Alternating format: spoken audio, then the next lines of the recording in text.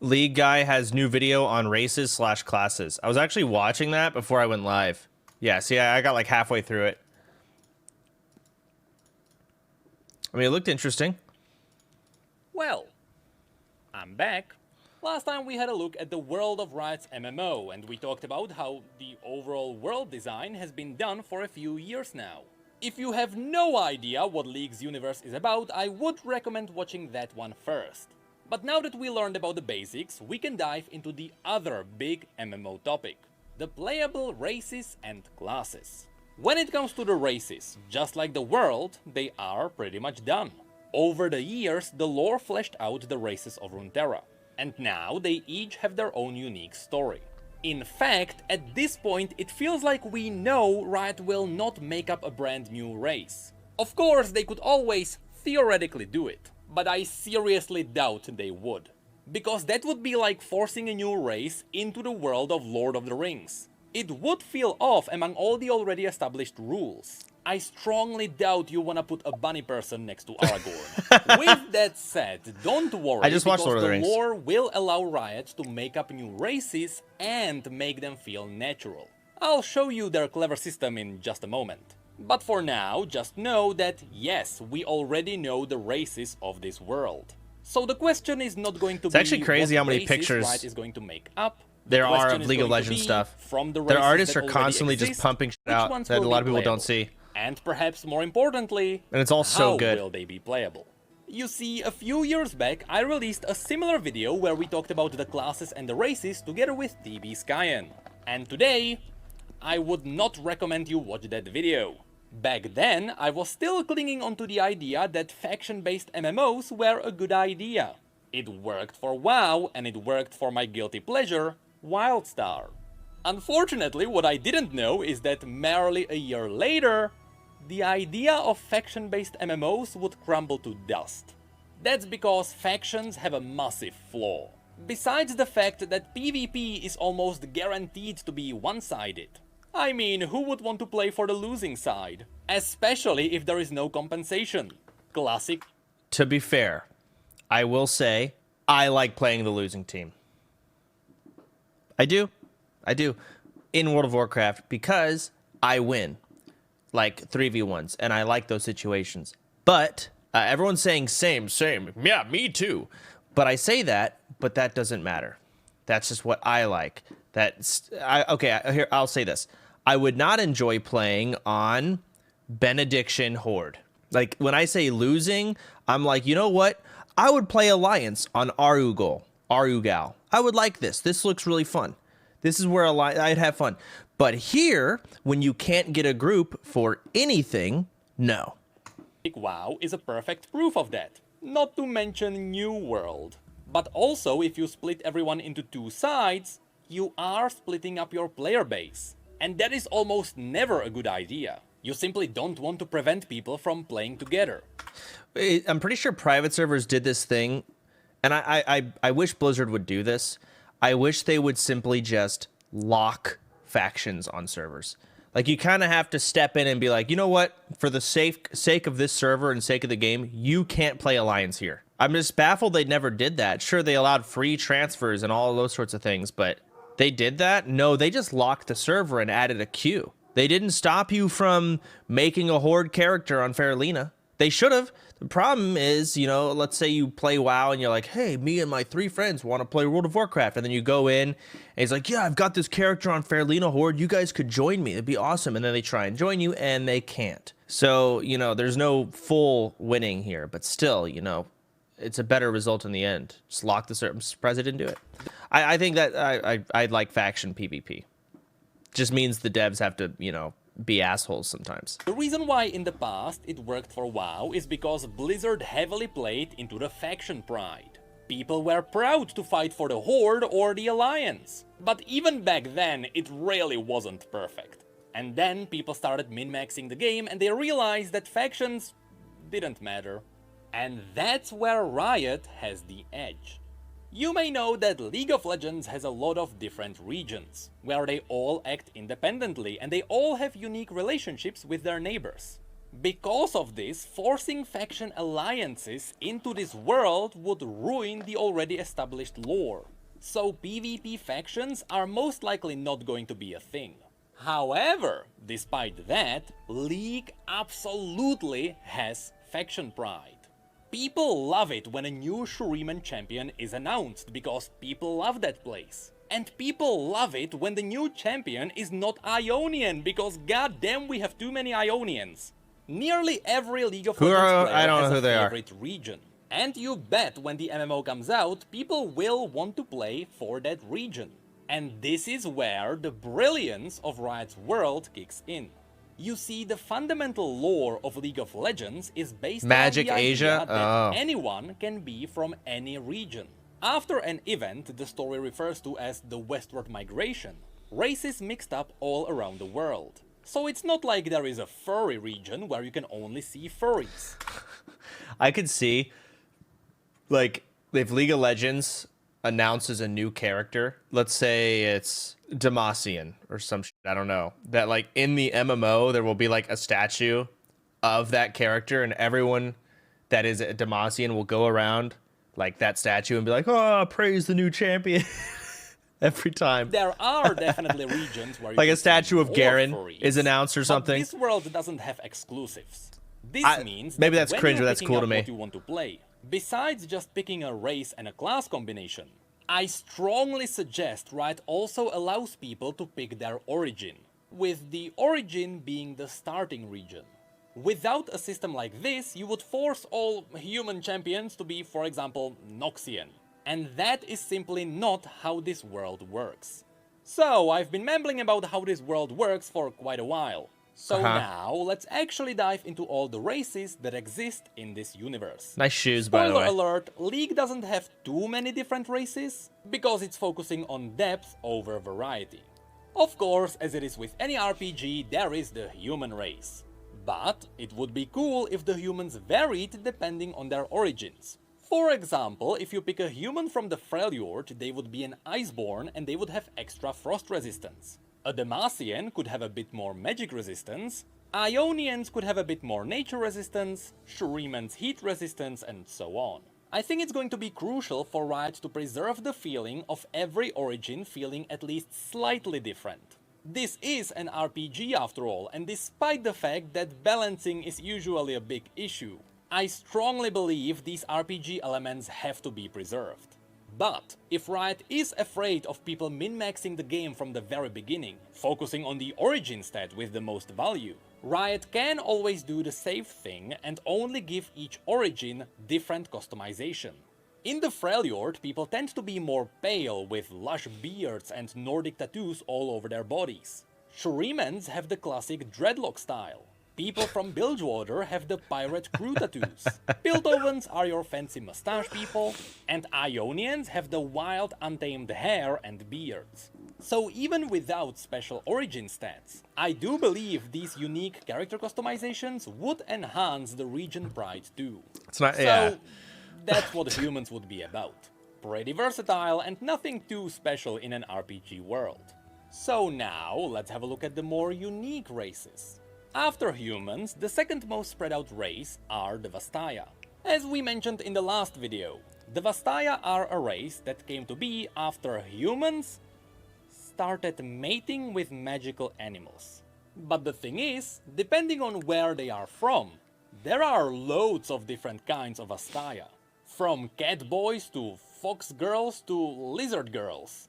In fact, here's a family tree of all the Vastayan tribes, and even this doesn't cover all of them. Jesus. And this is where Riot can pull off something genius. This is obviously what I want to said, play. This world already has set rules. So it would be very difficult to introduce a brand new Like, I'm going to race play like a into this shapeshifter of universe. some sort, obviously. However, it is going to be very easy to just make up a new Vastayan tribe.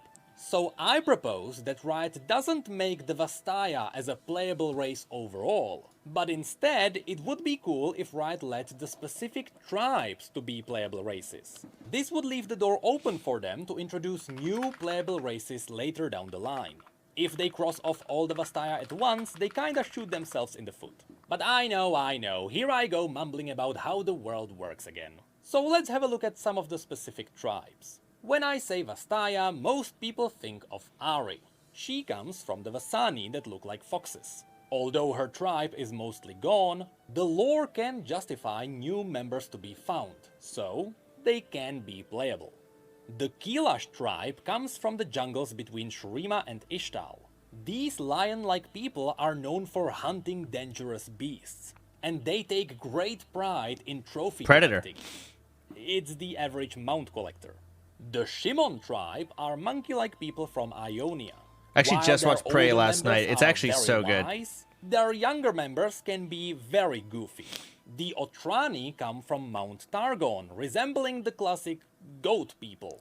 Their hobbies are taking care of the stellar cores. Man, obviously Riot's gonna be able to like build the game more so from the ground up. But I think of World of Warcraft when I see all these different animals, and I just think of how AIDS it is having to fit all of the gear on so many different fucking animals. So like if they had one race where it's like you can be either a monkey half or you could be a fucking fox half or a lion half. Like I just see so many problems arising gear. We'll see what they do, but man, this race is scary. Earth people. This tribe likes to combine the art of dancing with lethal assassinations. The Uvikat are something close to lizards, though they do have the ability to shapeshift. Out of all of the other tribes... Sorry, I'm just pause again. Because it's different for WoW, but I know when like WoW adds like a race, they have to go back to every single piece of gear they've added in the past like 8 expansions and make sure all of that gear fits appropriately on that new model. Again, this game doesn't have to make up for 8 expansions, but it's just like an obnoxious thing I'd imagine dealing with so many races. These are the closest to their pure blood ancestors. And we also technically have the Marai. Wait, the fish shapeshifting. I'm gonna play Nico. Whatever race Nico is. That's probably what I'm gonna play, some type of shapeshifter motherfucker, right? blood ancestors. And we also technically have the Marai, the fish people whom I doubt are going to be playable. Imagine modeling boots for them. I'm a lizard person. Now, these were the more pure blood tribes. But there are many more Vastaya who don't... Or maybe in any Italy, of we'll this. see. For example, Set has an Ionian Vastayan mother and a Noxian human father. So he doesn't really have a tribe. Long story short, the Vastaya are an incredibly versatile race and Riot can use them in a million different ways. This is where they can really go wild. But that's it for the Vastaya. So now, let's have a look at the third most popular race, the Yordles. These are the classic RPG tiny people. In League of Legends, people either adore them or hate them, there is no in between. Kinda like those guys. But not those guys, everyone hates them. There is no doubt in my mind that Yordles will be playable. Even though they have an interesting catch. You see, unlike all the other races on Runeterra, Yordles are immortal. They are essentially modes of magic that come from a hidden magical realm known as Bandle City. And because they are made of magical essence, when they die, we don't really know what happens. But we assume they return to the Bandle City and there they respawn. With that said, the lore suggests that maybe Yordles can die, but they just can't die of old age. But let's ignore that, that's a massive rabbit hole. So, you know, when it comes to gameplay, at least corpse running is going to make sense for them. Now, because Yordles are immortal, in most cases they are always happy and cheerful. Even their home realm is very colorful because of that. But then there is also Vex, a Yordle champion who has recently been added into League of Legends, who gives Yordles an interesting perspective. You see, unlike all the other Yordles, Vex hates living. She hates the bright colors and the cheerfulness. You know, it's the average League player. So Vex is constantly in deep depression and agony. All she wishes for is to leave this world, but she can't, because Yordles can't die. Anyway, just like all the other races, Yordles can be found all around Runeterra. There is Poppy in Demacia, Kled in Noxus, Kennen in Ionia, Rumble in Shurima, and so on. But now, So far we have only covered the races, which I'm pretty sure will launch with the MMO. The humans, the Vastaya and the Yordles are the core of this world. So now we are diving into the races that still exist in this universe. But it's going to be up to Riot if they make them playable. First of all, there are the Minotaurs. The Minotaurs are different from the Vastaya because they don't have magical ancestors. They are just a standalone race. Originally, the Minotaurs controlled the mountains south of Noxus, but because Noxus is Noxus, soon Damn, look they at that absorbed horn. the Minotaurs into their empire. Adjusted With it to be that a said, blade. Some Minotaurs fled the tyranny of Noxus and they joined the other regions. A great example is Kryl, the Minotaur fighting in the elite armies of Demacia. This looks so And awkward. yes, the Minotaurs also have the stereotypical sexy female version in this universe, so they can easily be turned into a playable race. Next, in Bilgewater, there is an incredible amount of weird fishy people. A lot of these could be really cool playable races when Bilgewater gets its expansion. Although modeling helmets for a hammerhead shark is going to be interesting. We also can't forget about the trolls. Previously, I showed you the ice trolls. This might be playable. There are also the sand trolls. And here's an interesting fact for League veterans. We have never seen a sand troll, but because of Ezreal's adventures, we know they exist. They should be around Icathia, which is where Jax is from, who also has 3 fingers, by the way. So it is extremely likely that the mysterious Jax is a sand troll. Regardless, the majority of trolls are united under Trundle, the self-proclaimed Troll King, who is fighting in the service of Lysandra, who is a baddie even though she is morally right. So since the majority of the trolls are our enemies, I doubt they will be a playable race. Lastly, let's not forget that this universe also has Yetis. Fun fact, before everything got frozen, the Yeti civilization was very advanced. They even had their own technology based around magic. In fact, Willump, the Yeti Nunu is riding on, is a hologram from the Yeti technology. But then, as the civilization disappeared, the Yetis went a bit more ferocious. So no, they won't be playable either. But that's pretty much it for the races. As I mentioned, there aren't too many different kinds, but that's because we're only halfway done. Wait, what? We're almost done with the video. We're not even halfway. That's why there are no dwarves or elves here. Runeterra is simply trying to be unique in every way, and so far, it is working. Now, I also have seen some people asking if Darkin will be and playable, classes. to which I have to say, that's like asking if you can play as a god. The Darkin are a corrupted version of the Ascended God Warriors. A single Darkin can annihilate an army of 1,000. In fact, the Darkin known as Aatrox is the only being in existence that managed to kill a celestial god.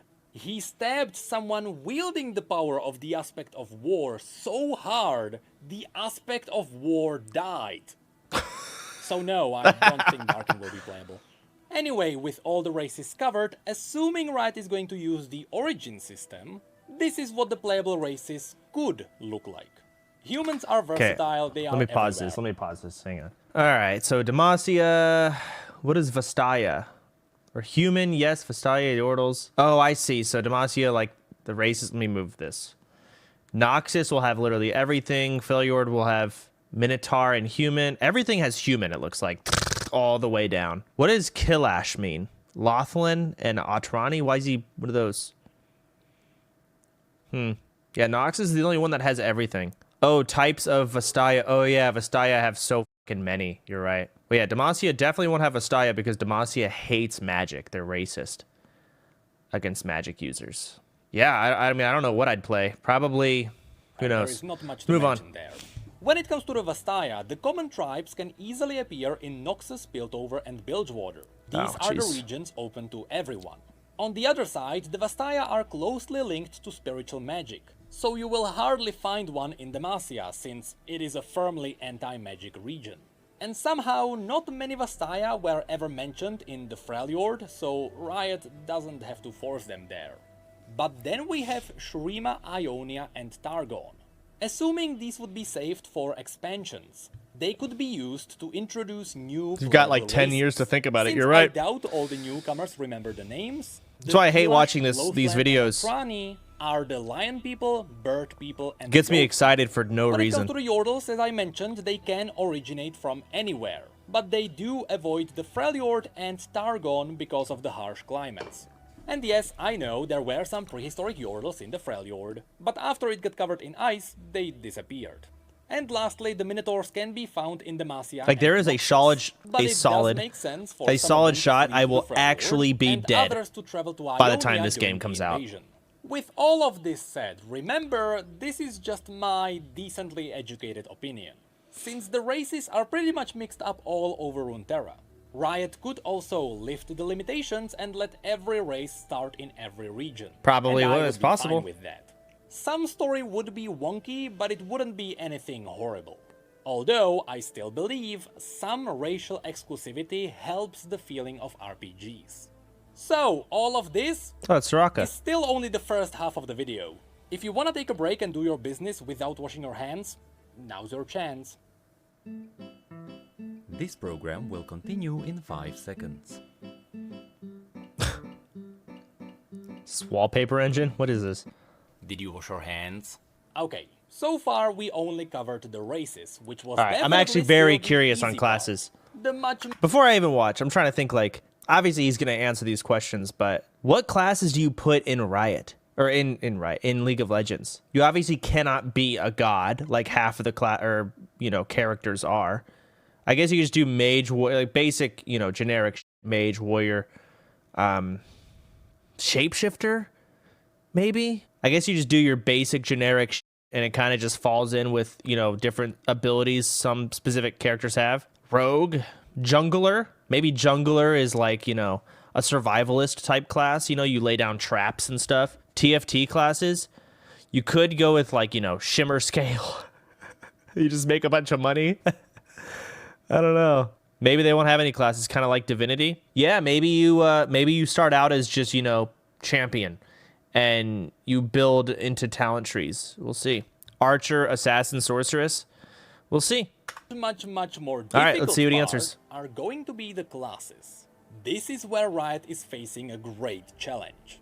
Partially, it's because there are inherently no wrong answers when it comes to designing a class system. You can really make anything work if you put some thought into it. But more than that, Riot is challenged by the setting itself. Yeah. League of Legends currently has over 160 different Like, what do you do? champions. They each have unique abilities, and together they can define about 40 different classes. I counted them myself. From these, Riot has to pick only a handful to be playable, which means the majority of the classes won't make it in. And people who love those classes will be disappointed. Yeah. Thankfully, I'm not a designer, so instead of trying to figure out how to If they make don't have a this work, druid or some I'm type of going to show shapeshifter, you I'm pissed. all the cool, unique classes this universe has. And again, because region pride is a big part of this universe, you'll see that some of these are tied to specific regions. But not the warrior. That one is different in every single region. Fair. So let's start with that. The warriors in this universe provide a unique challenge on top of the already difficult decisions. It's because in every region, the fantasy of a warrior is represented by something else. In Demacia, it is the Dauntless Vanguard. These are the classic knights in shiny armor pursuing justice. In Noxus, the traditional warrior would be part of the Trifarian Legion, which is a rank you can achieve after killing your best sparring friend in combat. These guys rarely use shields. In Shurima, the classic warrior is the warrior of the Golden Army. These are fighting for the glory of the Shuriman Emperor. In Piltover, you would have the Enforcers. Simply said, it's the cops. People will know these from Arcane. But in a way, the Wardens are the melee warriors of Piltover. But then, in the Freljord, warriors are represented by the Berserks, either wielding axes or giant blades as they worship the primal god known as the Iron Boar. On Targon we have the warriors of Rakor, which are somewhat themed after the classic Spartan armies. Then in Ionia the classic warrior is known as a blade master, with samurai-styled swords that have a rich history in this region. Also I bet they're just gonna have them all just like labeled as warrior, but like the type of armor you start with and like the theme of gear that you get will reflect these specifics he's talking about. So there are the Vuju Blade Masters, which are on a There's totally gonna be called different warrior. level.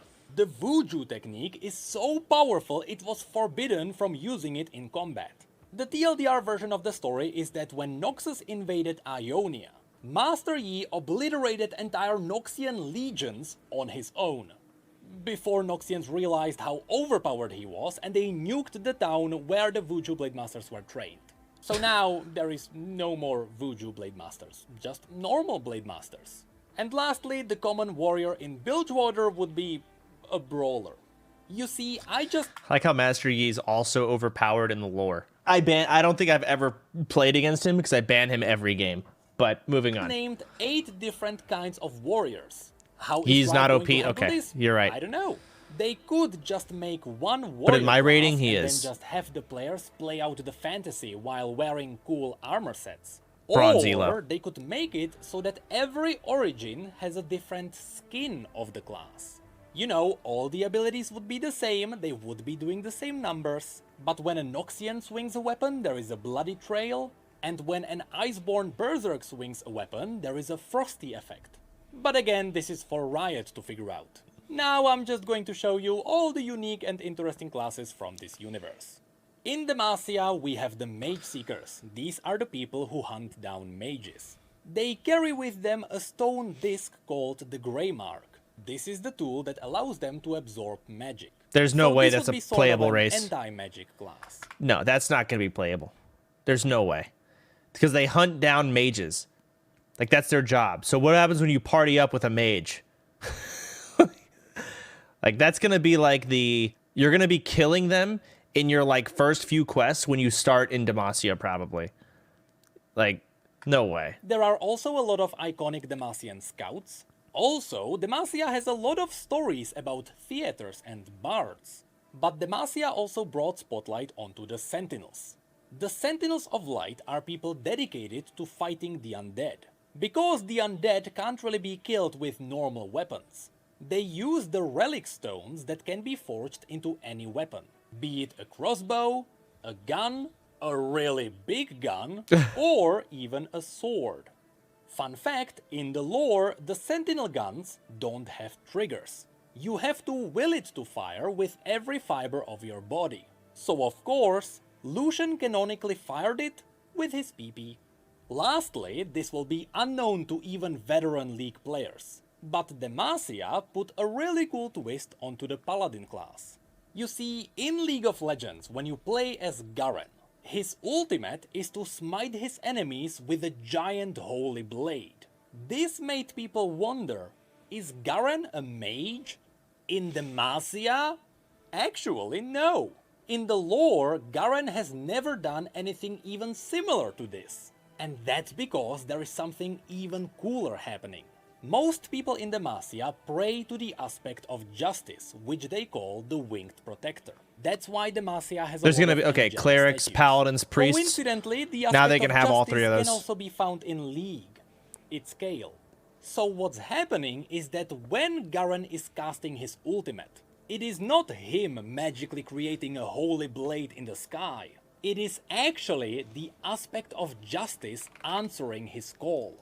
So even though this universe doesn't really have a paladin class, which would be casting holy spells, this would be a really cool alternative.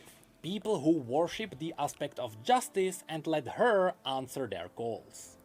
Pretty cool, but now let's move on to Noxus.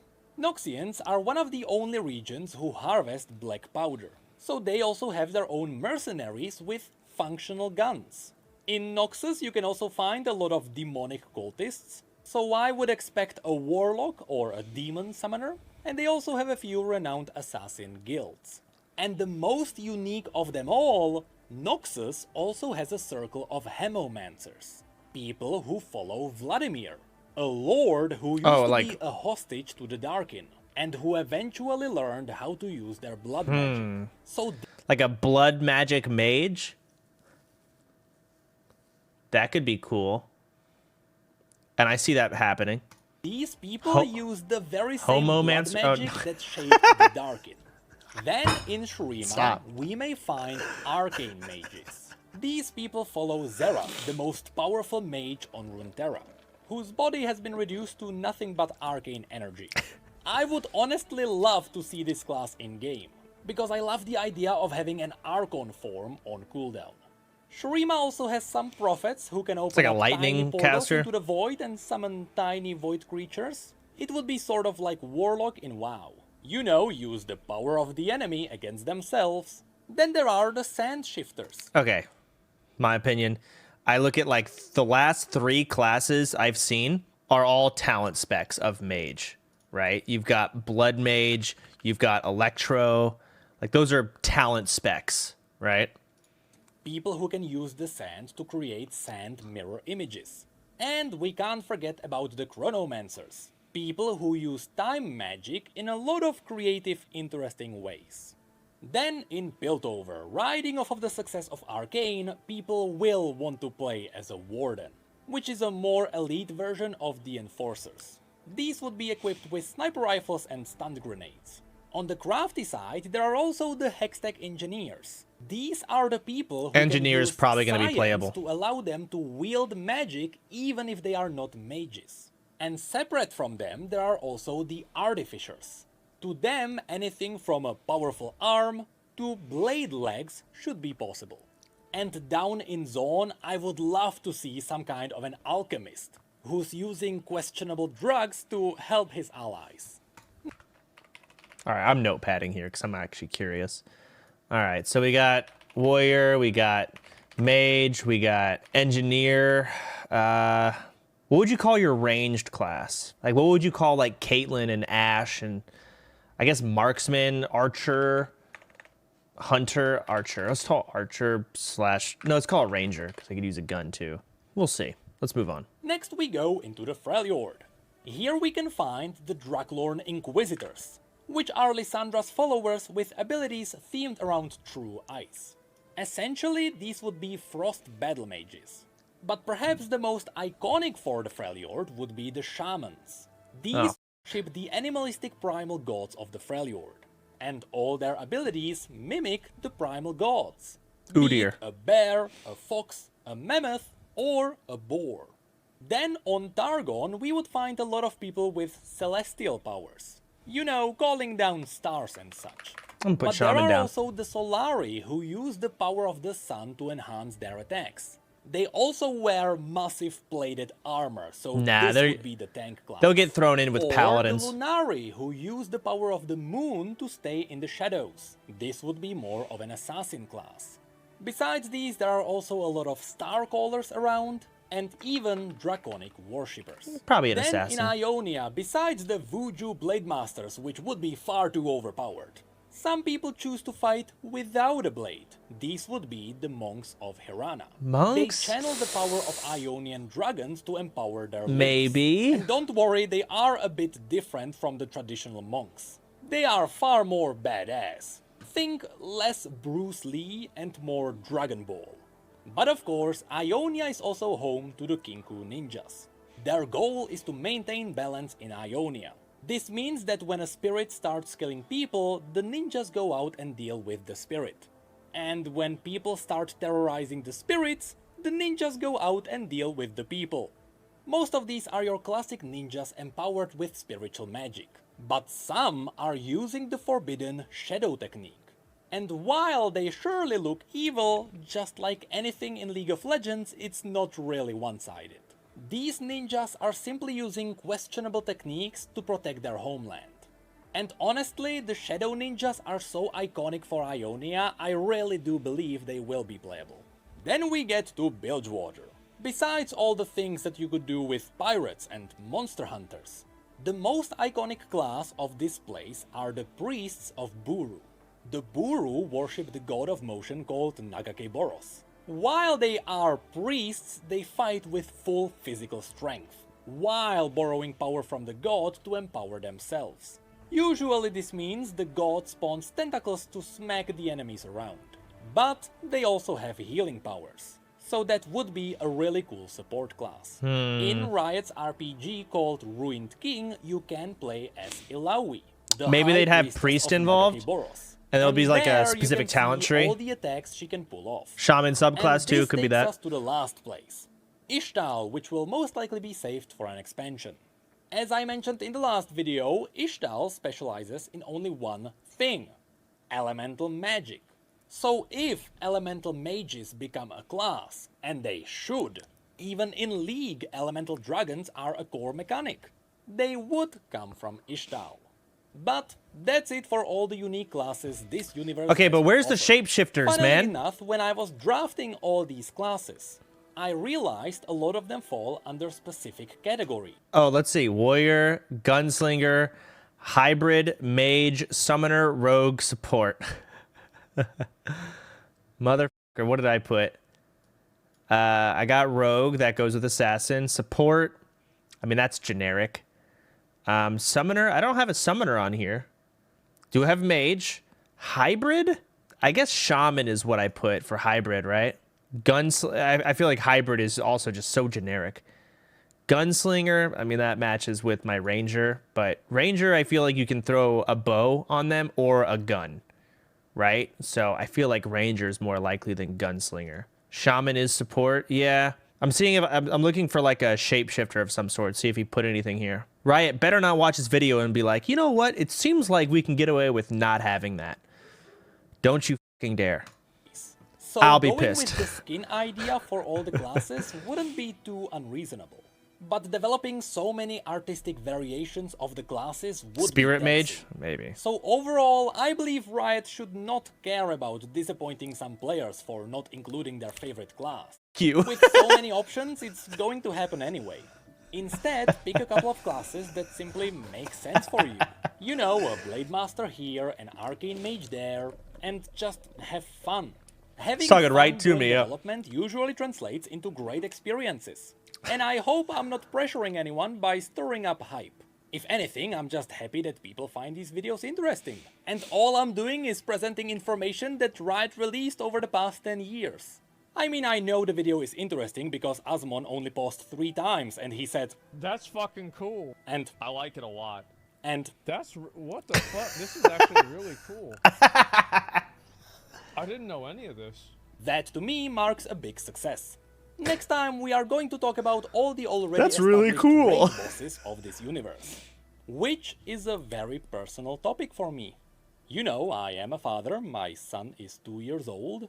So by the time this MMO comes out, he's going to be just the right age to heal my raids. Nice. I mean, oh, that looks cool. I just got done playing. I played a little bit of Path of Exile, and it is so frustrating. Like, I didn't like any of the classes I could pick from. Obviously, most of you guys have probably played Path of Exile. I never played it before.